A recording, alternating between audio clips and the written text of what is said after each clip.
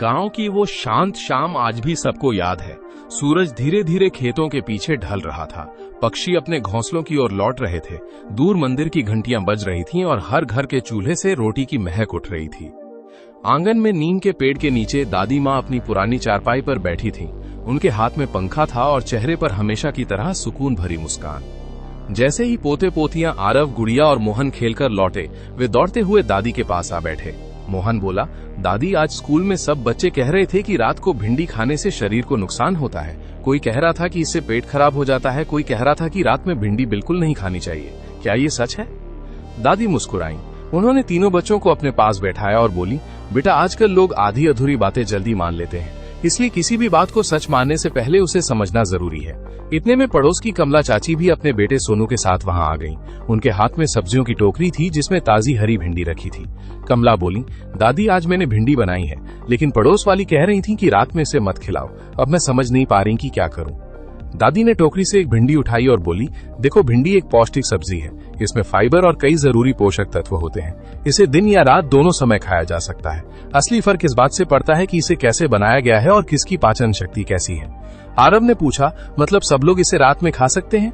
दादी ने जवाब दिया, ज्यादातर लोग खा सकते हैं, लेकिन अगर किसी को रात में भारी ज्यादा तेल मसाले वाला खाना खाने से गैस, अपच या पेट की तकलीफ होती है तो वो हल्का भोजन चुने।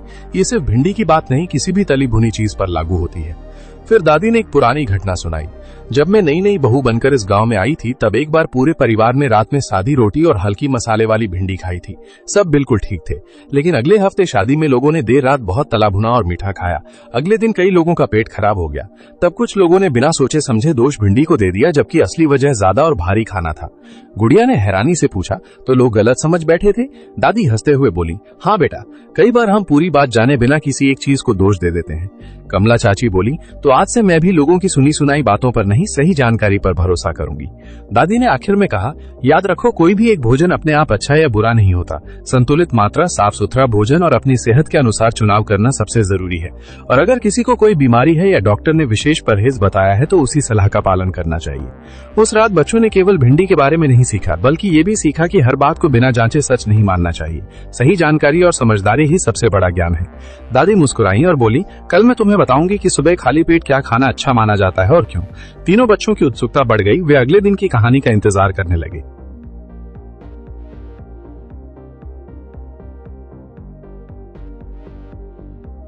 अगली सुबह हुई और पक्षियों की चहचहाहट के साथ ही आरव, गुड़िया और मोहन नीम के पेड़ के नीचे दादी के पास आकर बैठ गए। दादी ने मुस्कुराते हुए कहा, तो आज हम बात करेंगे कि सुबह खाली पेट क्या खाना अच्छा माना जाता है और क्यों। सबसे पहले ताजा पानी पीना बहुत जरूरी है। ये रात भर में शरीर से जहरीले तत्वों को बाहर निकालने में मदद करता है और पाचन तंत्र को ठीक करता है। इसके बाद कुछ भीगे हुए बादाम खाना बहुत फायदेमंद होता है। बादाम में विटामिन ई और गुड फैट्स होते हैं जो दिमाग के लिए अच्छे होते हैं और आपको दिन भर ऊर्जा देते हैं। ताजे फल जैसे पपीता या सेब भी खाली पेट खाना बहुत अच्छा होता है। इनमें फाइबर होता है जो कब्ज को रोकता है और शरीर को ताजगी प्रदान करता है। आरव ने पूछा, क्या चाय या कॉफी खाली पेट पीनी चाहिए?